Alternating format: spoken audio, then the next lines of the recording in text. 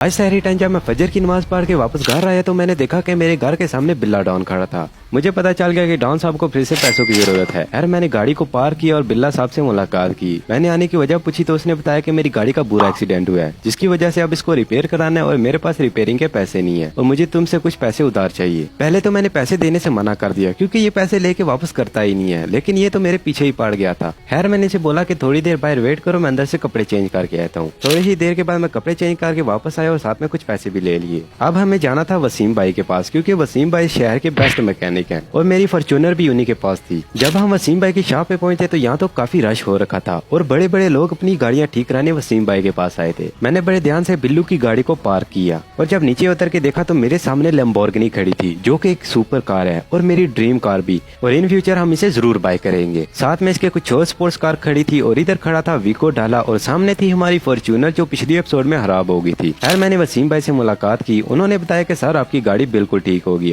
और आप टेंशन ना ले, मैं आपके दोस्त की भी ठीक कर दूंगा। मैंने वसीम भाई को दोनों गाड़ियों की पेमेंट की और इधर बिल्ला डॉन मेरी फॉर्च्यूनर को घूरी जा रहा था। मैंने उससे वजह पूछी तो उसने कहा वैस भाई मुझे आपकी फॉर्च्यूनर चाहिए जब तक मेरी गाड़ी ठीक नहीं हो जाती। मैंने बिल्लू डॉन को बोला कि इधर कोने में आओ। जब वो कोने में आया तो मैंने राह के खिलाफ मारा कि भाई तुझे शर्म नहीं आती, एक तो तू सुबह सुबह मेरे घर आ गया, दूसरा मेरा रोजा खराब किया, तीसरा मेरे से पैसे मांगे और चौथा मेरे से फॉर्च्यूनर मांग रहा है। दिल की सारी भड़ास निकाल के मैं वापस अपने घर जा रहा था कि रास्ते में किसी ने जानबूझ के एक्सीडेंट कर दिया।